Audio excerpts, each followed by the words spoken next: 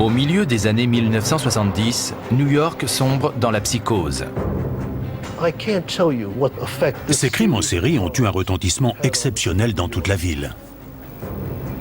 Tous les habitants vivaient dans la peur totale. De jeunes couples innocents sont tués en pleine rue. Il n'y avait aucune logique, aucune raison, aucun lien. On ne savait pas ce qui se préparait. Dans la rue, tous les passants étaient terrifiés. Le tueur se fera connaître sous le nom de Fils de Sam. Quand une pulsion meurtrière le prenait, il partait en chasse dans les rues de New York. Qu'est-ce qui le pousse à tuer? Est-ce le fruit de ses expériences? C'était un jeune homme terriblement, désespérément seul. Ou le fils de Sam? Était-il un tueur né? Ces individus sont ainsi faits qu'ils tirent leur excitation sexuelle du fait même de tuer.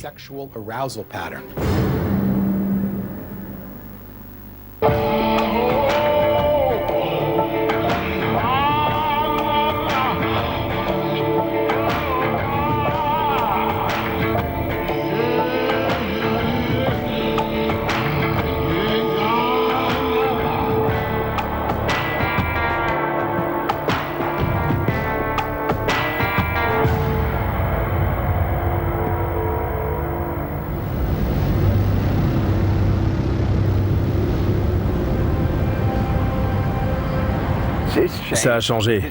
C'était un parc avant, toute cette partie-là. Mais il y a quelques années, ils ont tout rénové.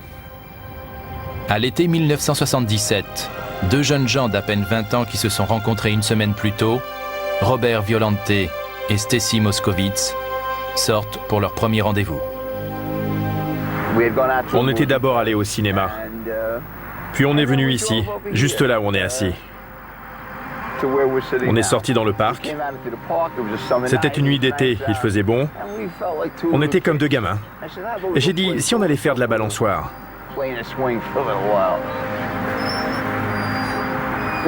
En traversant le parc, j'avais remarqué un type tout seul, mais je n'y avais pas accordé plus d'importance que ça.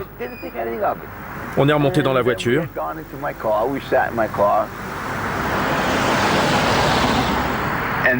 Et là, tout ce dont je me souviens, c'est d'avoir entendu des gros bruits, comme des coups de feu.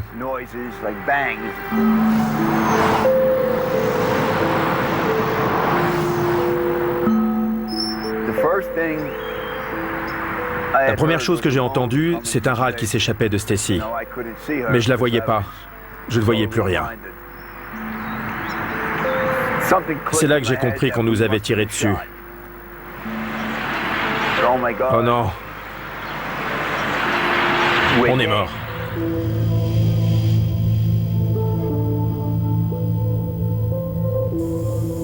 Cette agression sera la dernière d'un des plus célèbres tueurs en série de l'histoire de New York.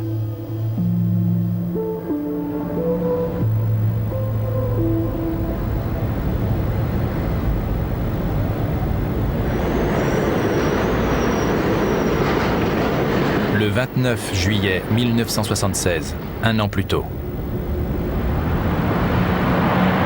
Donna Laurie, 18 ans, et son amie Jody Valenti, 19 ans, discutent dans leur voiture après une soirée.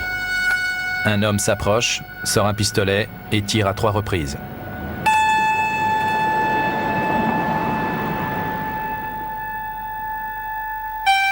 Donna meurt quasiment sur le coup. Mais Jody s'en sort et fournit une description du tireur. Tous les postes de police disposaient d'un portraitiste. Et grâce au rescapé de ces agressions, on a pu dresser un portrait robot du tireur. Il s'agit d'un homme blanc, trapu, aux cheveux frisés ou épais. Et contrairement à la majorité des meurtres commis à New York, il n'a apparemment aucun lien avec ses victimes.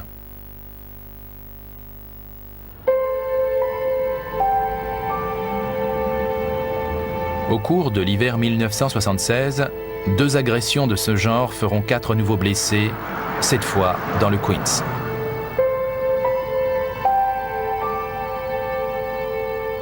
Le souvenir de cette affaire est encore très présent dans mon esprit, comme dans celui de tous les New-Yorkais qui l'ont vécu. Ces tueries ont commencé comme des faits isolés. Il n'y avait aucune logique, aucune raison, aucun lien. Mais les crimes se ressemblent.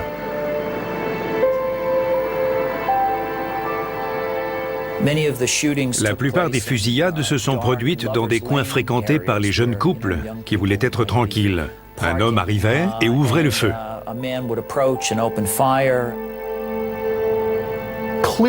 Pour moi, on a clairement affaire à des meurtres à caractère sexuel.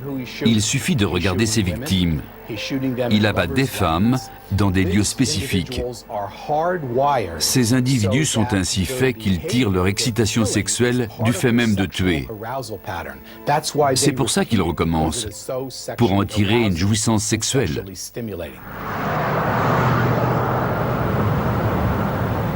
Le 30 janvier 1977, le tireur frappe à nouveau.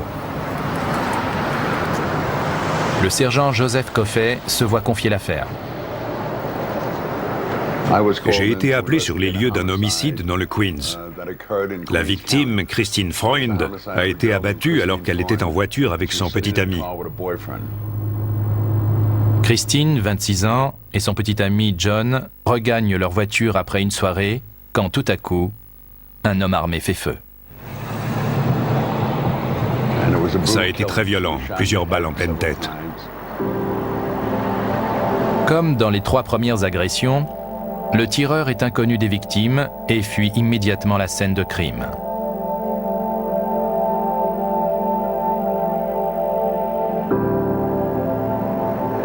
Tout laisse à penser qu'il s'agit d'un tueur en série.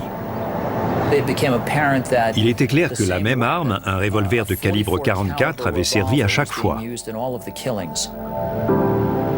Mais les analyses balistiques ne sont pas concluantes. On n'avait pas de correspondance balistique à cause de la nature même de l'arme utilisée. C'était un Charter Bulldog calibre 44, une arme destinée aux Sky Marshal, les policiers dans les avions. Elle est conçue pour pouvoir tirer à bord d'un avion sans pénétrer le fuselage. Il ne restait donc pas grand-chose d'exploitable des balles projetées par cette arme. 5 semaines plus tard, à 1 rue seulement, l'arme sert de nouveau.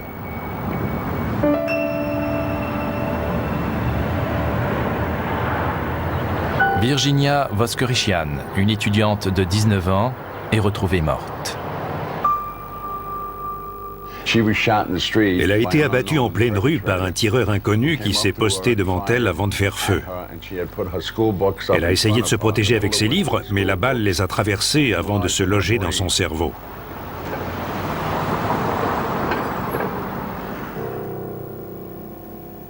On a donc pu comparer la balle extraite de son crâne à celle relevée lors de la première fusillade sur Donna Laurie. C'est grâce à cela qu'on a pu conclure qu'il s'agissait d'un tueur en série.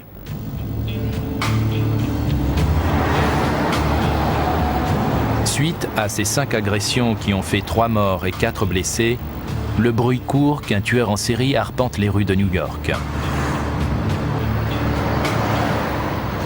Les gens avaient peur de sortir, c'était très traumatisant. Dans cette période, un homme seul a terrorisé toute une ville de 8 millions d'habitants. Dans la rue, tous les passants, et surtout les femmes, étaient terrifiés. Mais la soif de meurtre de ce mystérieux tireur est loin d'être étanchée.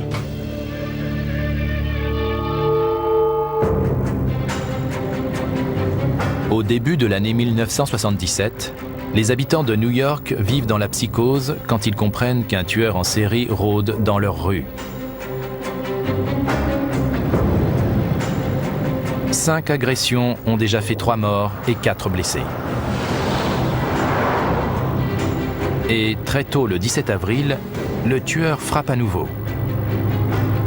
L'inspecteur Joseph Coffey est dépêché dans le Bronx.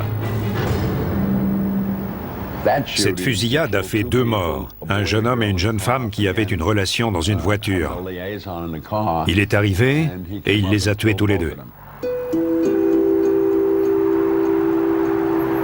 Alexander Esso, 20 ans, et Valentina Suriani, 18 ans, ont tous 2 reçu 2 balles. Là encore, le tueur fuit les lieux, mais cette fois, il y a du nouveau.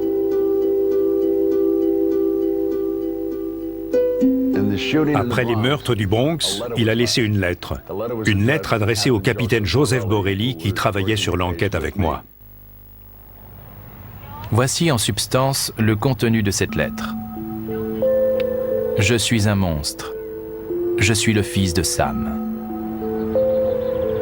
Depuis la fenêtre du grenier, je regarde le monde passer. Je n'en fais pas partie. Je ne suis pas sur la même longueur d'onde que les autres. Je suis programmé pour tuer. La police l'ignore alors, mais elle a été écrite par un jeune homme de 23 ans qui vit dans un immeuble de Yonkers, David Richard Berkowitz. Qui est donc ce tueur embusqué qui s'autobaptise le fils de Sam? Et est-il, comme il le prétend, vraiment programmé pour tuer? Je pense que son passé a un impact évident sur le choix de ses victimes.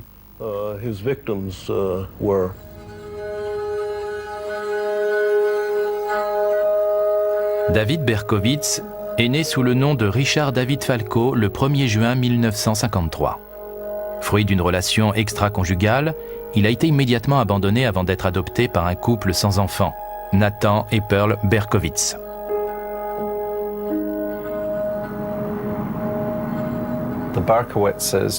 Les Berkowitz adoraient leur fils adoptif. Mais comme eux, c'était quelqu'un de très isolé socialement, très seul. Il avait du mal à échanger avec les autres. Et dans le Bronx où il a grandi, il était considéré comme une petite brute, un solitaire.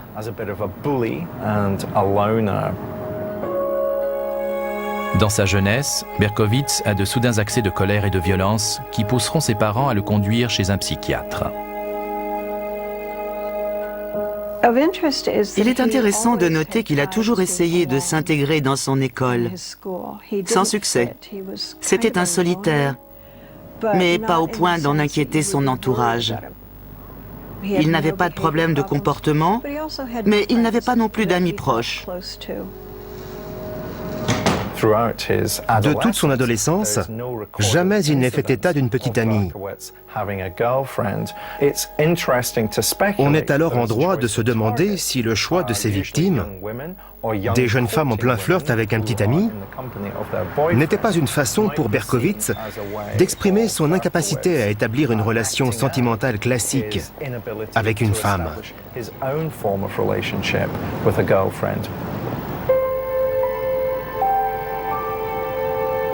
À 14 ans, il est très affecté par le décès de sa mère adoptive des suites d'un cancer du sein.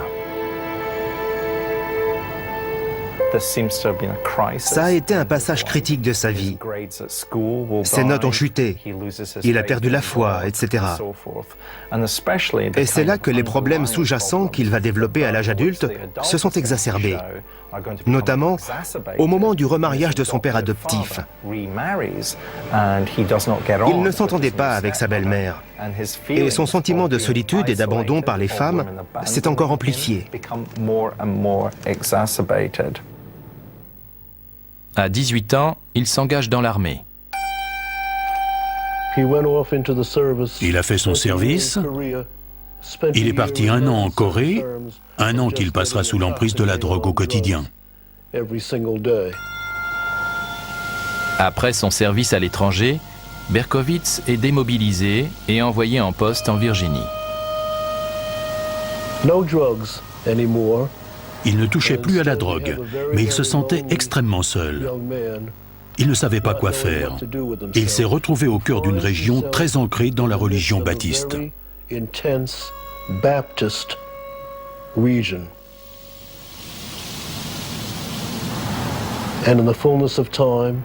Au bout de quelque temps, il s'est converti, moins par conviction profonde que pour être accepté et aimé des autres.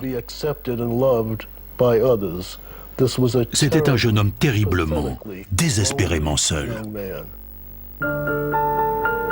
Déçu par l'armée, Berkowitz retourne à la vie civile à New York, où il reprend contact avec sa mère biologique qui lui révèle les circonstances de son adoption.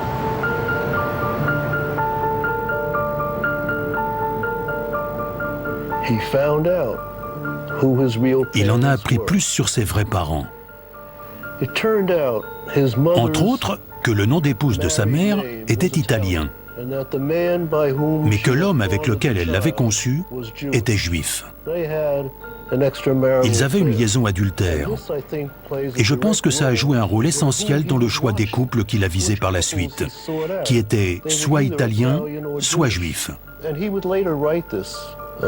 Il dira plus tard d'ailleurs qu'il y transférait tout son ressentiment à l'égard de ses parents biologiques qu'il avait eus puis confiés à l'adoption.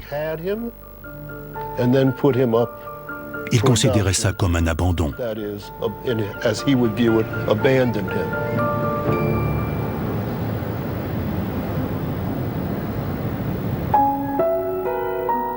Berkowitz vit seul à New York et trouve des emplois d'agent de sécurité ou de chauffeur de taxi. Il développe alors une obsession pyromane. Berkowitz a allumé 1488 feux avant de se mettre à tuer. Nous le savons car il en a tenu un rapport détaillé dans son journal.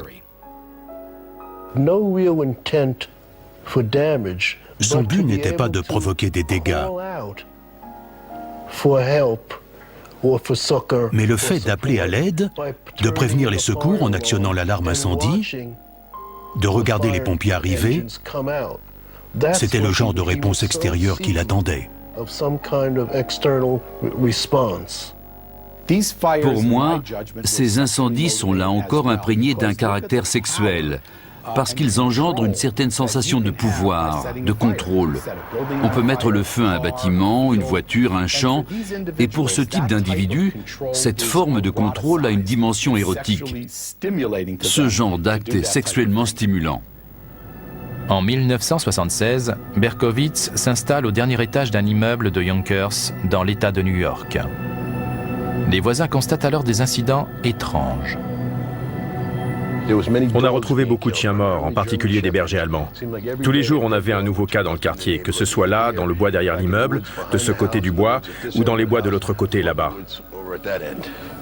Des incendies aussi. On en avait très souvent dans le coin. Au même numéro d'appartement, dans les différents bâtiments, le 1, le 2 et le 3. Dans l'immeuble qu'on voit là-bas, ça a dévasté presque tout l'angle du bâtiment. Mais un voisin surtout fait l'objet d'une attention toute particulière. David Berkowitz habitait tout au bout de l'immeuble. Et son appartement donnait dans la rue où vivait Sam Carr. Sam Carr avait un labrador noir qui dormait dans une niche au fond du jardin. Le chien de Sam Carr aboie sans arrêt la nuit. Berkowitz lui envoie alors plusieurs lettres de menaces anonymes. Il finira même par tirer sur le chien et le blesser. Il avait des problèmes mentaux latents qu'il ne s'agissait pas seulement de maîtriser. Il suivait un raisonnement perturbé qui lui dictait son comportement au quotidien.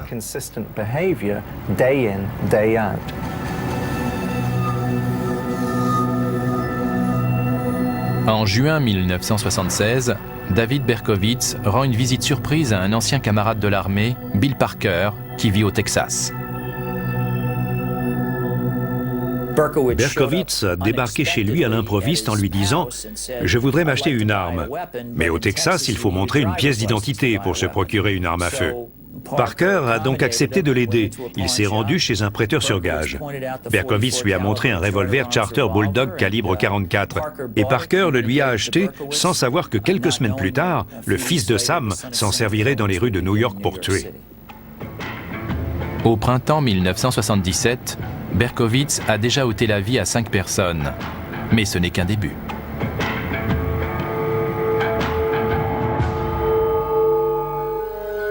En avril 1977, un tueur en série qui se fait appeler le fils de Sam tue 5 personnes et en blesse plusieurs autres au cours d'agressions qui sèment la terreur dans tout New York.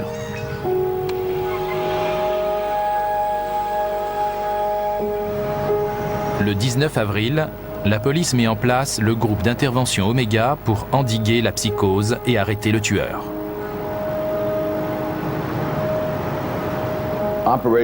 L'opération Omega était une brigade mise en place pour intercepter le tireur en flagrant délit. Elle regroupait les équipes d'investigation, c'est-à-dire les enquêteurs de tous les commissariats et des patrouilleurs en uniforme. On est monté jusqu'à 300-400 policiers mobilisés dans les rues de New York, en particulier dans le Queens et le Bronx, pour identifier l'individu au moment où il s'apprêtait à agir.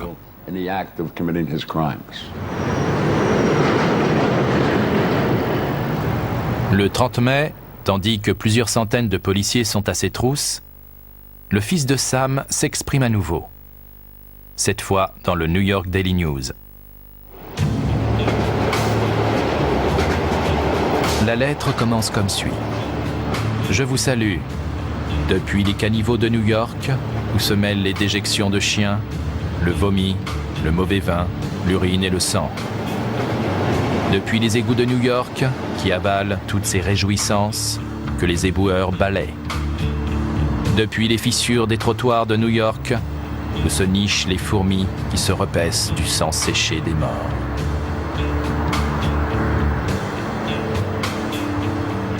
Puis, je suis toujours là, tel un esprit qui hante la nuit, assoiffé, affamé, qui ne se repose jamais, pour que Sam soit satisfait.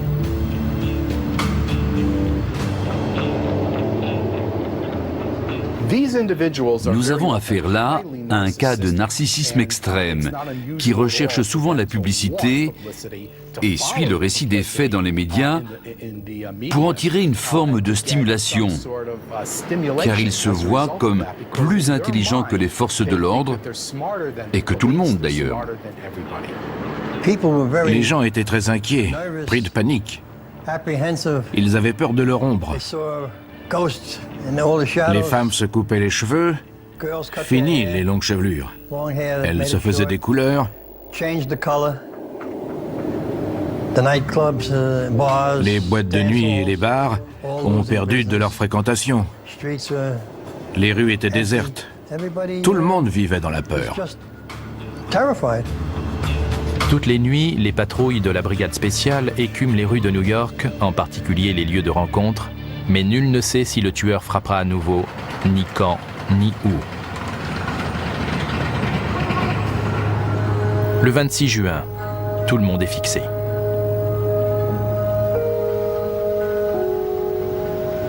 Dès qu'on est arrivé, on a su que c'était le fils de Sam. C'était une chaude nuit de l'été 1977 et j'ai reçu un appel signalant une fusillade à cet endroit, dans ce quartier. 2 jeunes gens s'étaient fait tirer dessus dans leur voiture devant cette discothèque avec plusieurs centaines de jeunes à l'intérieur. Il y avait des voitures de police partout, des gens paniqués dans la rue. Les agents sur place étaient en train de sécuriser le périmètre. On a entamé notre recherche d'indices et de témoins dans le secteur. Malgré leurs blessures, les 2 victimes s'en sortent et racontent leur agression. Les 2 jeunes gens ont quitté la discothèque pour rejoindre leur voiture. Il a surgi exactement comme les autres fois. Il est arrivé pendant leurs ébats, a tiré sur la voiture en visant la femme. L'homme a également été touché. Il épiait, caché, pour surprendre les amoureux imprudents. Et c'est ce qui lui procurait du plaisir. Il envahissait un espace intime.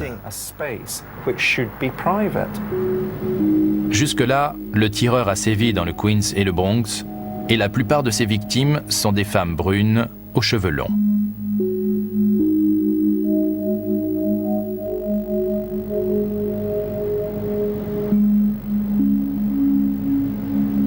Le 31 juillet 1977, Robert Violante, 20 ans, doit retrouver une jeune femme rencontrée une semaine plus tôt pour leur premier rendez-vous. La nuit précédente, j'étais en boîte avec un ami, dans un endroit qu'on connaissait bien.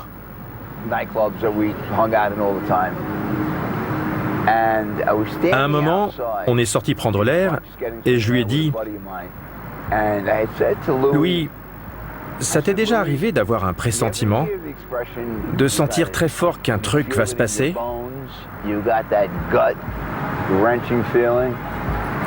C'est ce que je ressens là. Je le sens dans mes tripes. Il va frapper à Brooklyn, soit ce soir, soit demain soir, c'est-à-dire le samedi. Je le savais, je le sentais.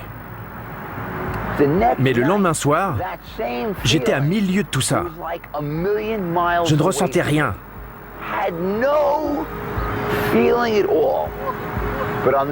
Mais je me souviens que quand j'ai quitté la maison, j'étais dans les escaliers et ma mère m'a dit « Fais attention, Robert ». Je me suis retourné vers elle et j'ai répondu « Ne t'inquiète pas, elle est blonde ».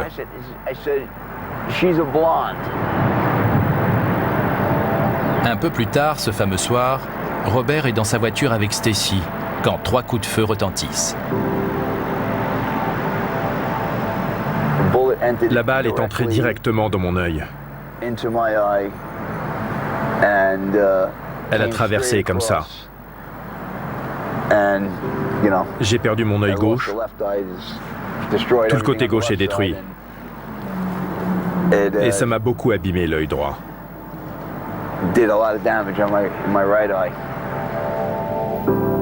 Stacy a également été touchée à la tête.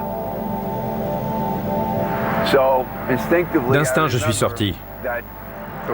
Il y avait un lampadaire au niveau de ma portière. Je m'y suis accroché, à peu près comme ça, j'imagine. Et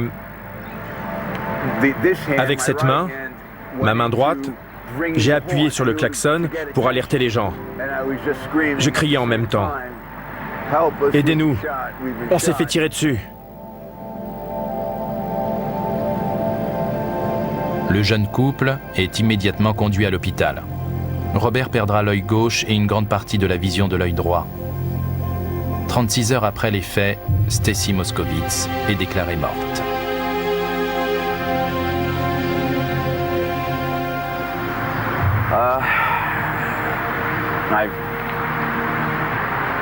Ça a été horrible pour moi. Très dur.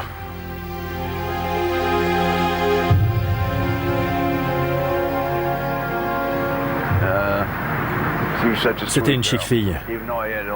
On avait beau se connaître depuis peu, je savais que c'était quelqu'un de bien.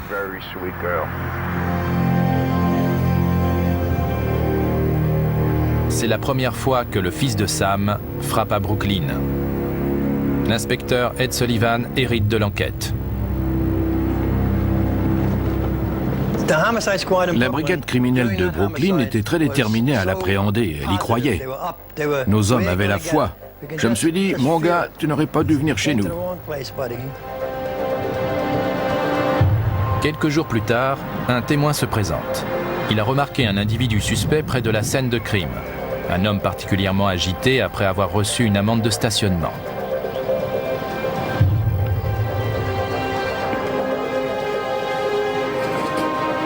Les enquêteurs de Brooklyn remontent la piste du PV et de la voiture. Elle était enregistrée au nom de David Berkowitz, domicilié à Yonkers. Le nom du propriétaire de la voiture est déjà apparu parmi des milliers d'autres pistes. Une société baptisée IBI avait signalé qu'un de ses employés, un certain Berkowitz, était assez perturbé pour qu'on le surveille. On a donc creusé par là. Dans le même temps, un homme nous a appelés. Il est même venu nous voir. Il s'agissait de Sam Carr. Il nous a dit « Un de mes voisins n'est pas net. Il a tiré sur mon chien. Il s'appelle David Berkowitz. » Ajoutons à cela l'amende de stationnement sur sa voiture à proximité du lieu où Stacy Moskowitz a été tuée. On a fait le rapprochement et on est arrivé à David Berkowitz. Le 10 août, les policiers se rassemblent à Yonkers. C'était l'été, il faisait chaud, et c'était bizarre de voir toutes ces voitures de police. Normalement, dans le quartier, il en passe une de temps en temps. Alors en voir autant d'un coup ce jour-là, il y en avait dans toute la rue par là-bas, une juste devant ma maison, et tout au bout de la rue, il devait y en avoir 4 ou 5. David Berkowitz est sorti de son immeuble, sans se douter de rien. Il est arrivé à sa voiture, qui était garée à la place de la grise là-bas. Il a ouvert la portière, il est monté dedans et là, ils l'ont encerclé. Deux inspecteurs sont descendus de voiture. C'était Jonathan Falanico et le sergent Cardella. Falanico est arrivé du côté conducteur. Berkowitz s'était déjà installé. Falanico a pointé son arme et lui a dit « Les mains sur le tableau de bord, pas un geste ». Là, Berkowitz s'est tourné vers lui et lui a dit « Vous m'avez eu ». Falanico lui a demandé « On a eu qui ?» Il a répondu « Le fils de Sam ».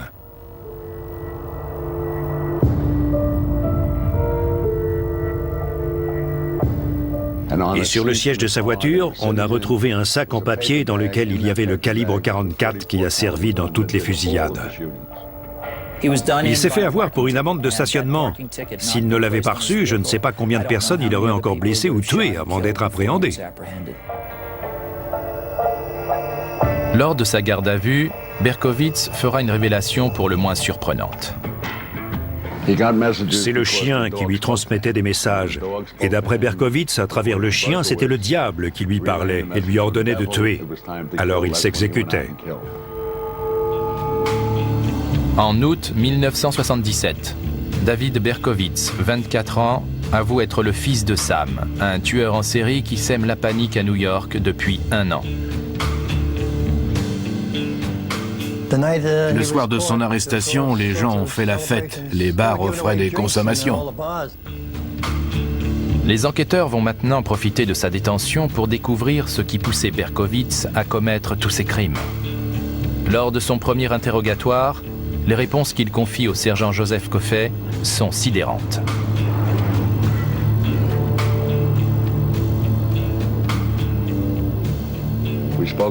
On a épluché tous les meurtres, comment il avait fait, en détail, de A à Z. Pendant 3 heures, il est resté là sans sourciller, le sourire aux lèvres en permanence.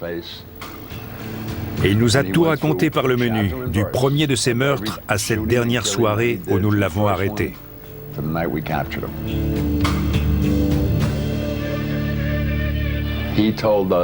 Il nous a dit que c'était la voix du diable qui l'avait poussé à le faire. C'est le diable qui lui disait de tuer ses femmes et quand le faire. Il se manifestait par le biais du chien de Sam Carr. Il sentait l'emprise du diable sur lui et il devait faire ce qu'il lui demandait.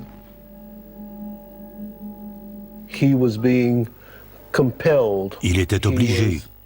On lui ordonnait de traquer ses victimes. Quand il tuait une jeune femme, elle revenait aux forces supérieures. Mais au bout d'1 année, c'est lui qui pouvait en profiter.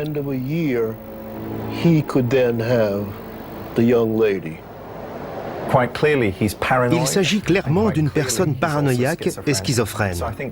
Et je pense que ce qui motivait David Berkowitz, c'était ces voix qu'il entendait dans sa tête et qui ne pouvaient être satisfaites que par le sacrifice d'êtres humains. Quand Berkowitz nous a dit qu'il agissait sur les ordres du diable, on s'est tous regardés et on a compris qu'on avait vraiment affaire à un malade mental.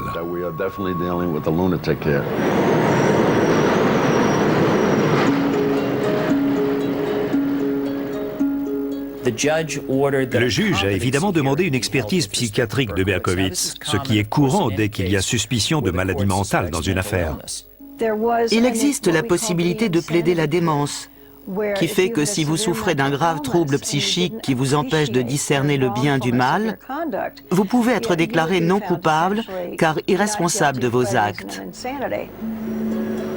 C'est au docteur Daniel Schwartz qu'incombe la tâche d'évaluer l'état mental de Berkowitz.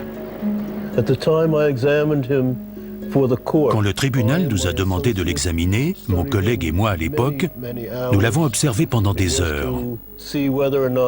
C'était pour déterminer s'il était apte à répondre des accusations criminelles ou si au contraire il était trop prisonnier de sa maladie mentale pour prendre rationnellement la mesure des faits qui lui étaient reprochés. Une question se pose. S'en serait-il pris à ses victimes s'il y avait eu 1 ou 2 agents de police dans les parages? La réponse est non, parce qu'il ne voulait pas être arrêté. Il lui était donc possible de se contrôler dans une certaine mesure et il a choisi de ne pas le faire. Il avait incontestablement un trouble mental. Mais était-il pénalement responsable? En y repensant, je dirais que oui, parce qu'il commettait ses crimes la nuit, dans l'obscurité. Il quittait les lieux à chaque fois, ce qui prouve qu'il savait que ce qu'il avait fait était mal.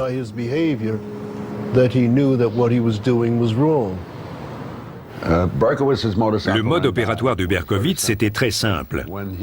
Quand une pulsion meurtrière le prenait, il partait en chasse dans les rues de New York. Il roulait dans sa voiture à la recherche d'une occasion de tuer. Il se rendait dans des endroits à des moments où il savait que des couples se retrouvaient pour avoir un peu d'intimité, pour partager un moment romantique.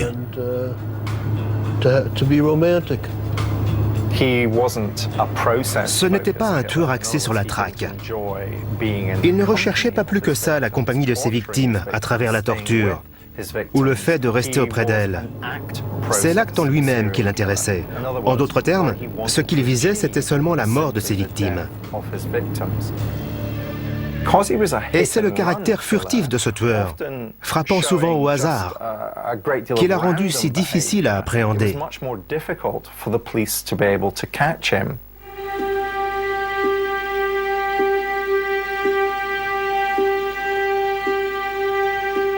Mais malgré ses aveux, certains craignent qu'il ne soit pas condamné s'il est reconnu mentalement irresponsable.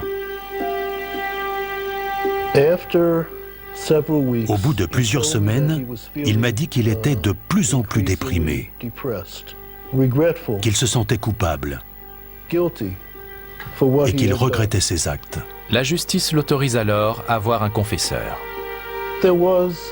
C'est une femme baptiste qui est venue le voir. Et je n'oublierai jamais ce qui s'est passé. Elle l'a rencontré en tête-à-tête. Il lui a posé une question. Ensuite, elle s'est entretenue avec Dieu, qui lui a visiblement répondu. Et elle a répété cette réponse à David. Quand ils sont ressortis 1 heure plus tard, elle est partie de son côté. Lui est venu me voir. Il avait le visage comme illuminé, comme s'il avait à nouveau rencontré Dieu.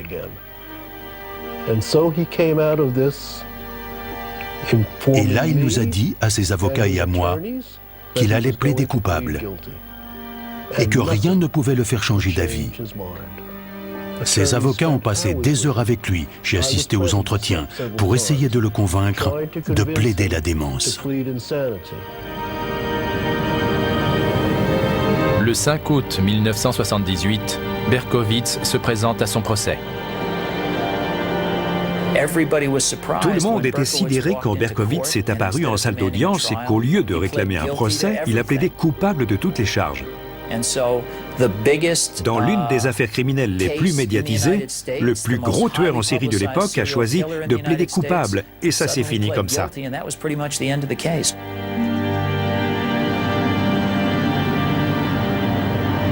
Le 6 décembre, Berkowitz est condamné à 365 années de prison. Mais qu'est-ce qui l'a poussé à tuer? La découverte de son adoption? Sa vie d'instabilité et de solitude? Ou le fils de Sam était-il simplement un tueur né?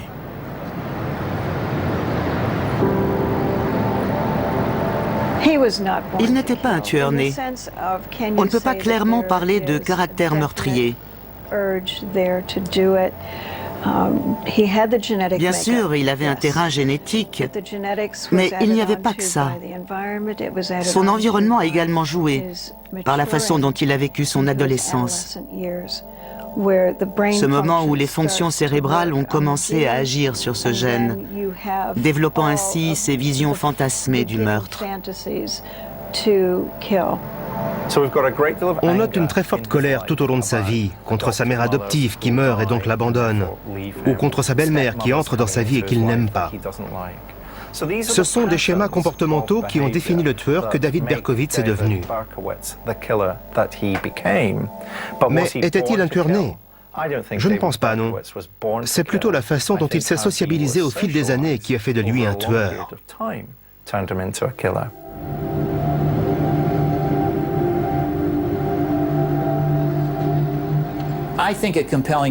Je pense qu'on peut avancer de manière certaine que David Berkowitz était un tueur né. Certains individus souffrent de maladies mentales profondément ancrées en eux. Plus les neurologues étudient le cerveau humain, plus ils découvrent de composants chimiques qui poussent certaines personnes à commettre de tels actes. Pour moi, il est clair qu'il était atteint de graves troubles psychiques qui l'ont conduit au meurtre. Ce n'est certainement pas la conséquence d'une mauvaise éducation ni d'un traumatisme quelconque. Il y a des milliers et des milliers de gens qui sont adoptés et qui ne développent en rien le même type de comportement que Berkowitz. C'était un tueur en série à caractère sexuel. Ce type de meurtrier tue car ils associent le sexe à la violence. L'acte d'agression est lui-même érotisé. Ça les stimule sexuellement et c'est pour ça qu'ils recommencent, pour en tirer une jouissance sexuelle. On entend souvent que la grande majorité des criminels sexuels viennent au contact des victimes qu'ils tuent et qu'il est extrêmement rare qu'ils tuent par arme à feu. Or, comment expliquer que David Berkowitz entre dans cette dernière catégorie? Il faut revenir à sa première victime. Il a tenté de tuer une femme avec un couteau, mais elle s'en est sortie. Il s'est donc logiquement tourné vers une méthode qu'il maîtrisait mieux.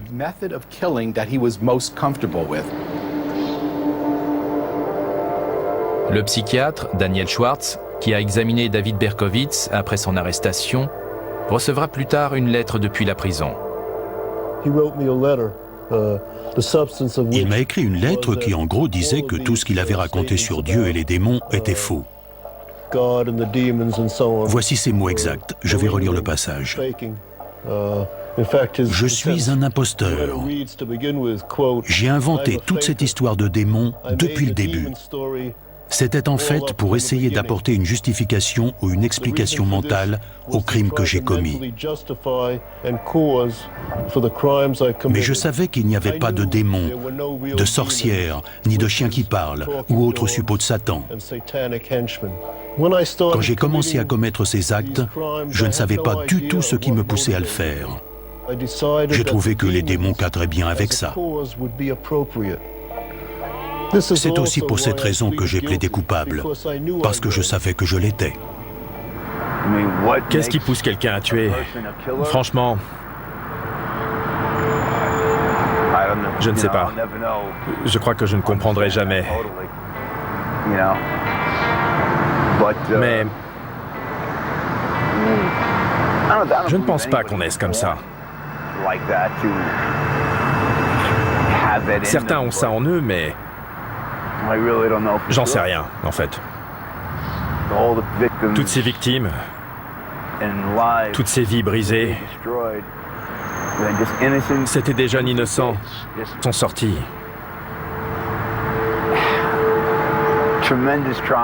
C'est un traumatisme énorme. J'espère qu'ils ont repris le dessus aujourd'hui. Je n'y ai jamais vraiment pensé, en fait, mais maintenant, je réalise. J'espère qu'ils vont bien.